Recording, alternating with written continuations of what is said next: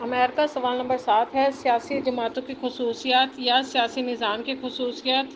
یہ دونوں سوال ایک ہی آئیں گے، ٹھیک ہے۔ اگر سیاسی جماعتیں آئیں گے تو اس میں تھوڑا سا الگ کر کے لکھنا ہوگا۔ نمبر 1 پر تعارف لکھیں گے۔ تعارف میں لکھیں گے 21ویں صدی کا آغاز ہو چکا ہے، پوری دنیا میں جمہوریت اور جمہوری اقدار کو اپنایا جا رہا ہے۔ دنیا کے تمام جمہوری ملکوں میں سیاسی جماعتیں اپنے ملک کے نظام اور تہذیب و تمدن کے لحاظ سے سرگرم عمل ہے۔ نمبر 2 پر لکھیں گے سیاسی جماعت کی تعریف۔ نمبر 3 پر لکھیں گے امریکہ کی سیاسی جماعتیں۔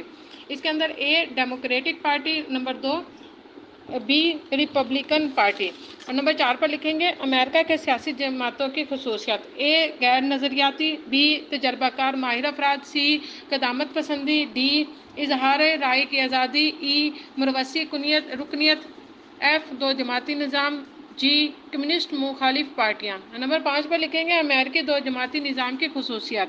اے تاریخی حالات کا نتیجہ، بی انتخابی نظام، سی رائے عامہ، اور نمبر 6 پہ حاصل کلام کر کے اس کو ہم ختم کریں گے۔ حاصل کلام میں لکھیں گے المختصر یہ کہ امریکہ میں دو بڑی سیاسی جماعتیں چونکہ ایک ہی نظریے، ایک ہی پالیسی اور ایک ہی نقطہ نظر کے حامی ہیں، اس لیے عوام کسی بھی تیسری پارٹی کا جھول نہیں کرتے۔ لیکن اس کا مطلب یہ نہیں کہ امریکہ میں تیسری پارٹی بھی نہیں آ سکتی۔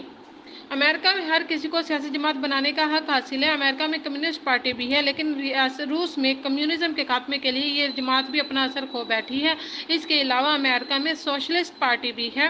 امریکہ کی دونوں بڑی پارٹیاں سرمایہ دارانہ نظام کو ہی پسند کرتی ہیں۔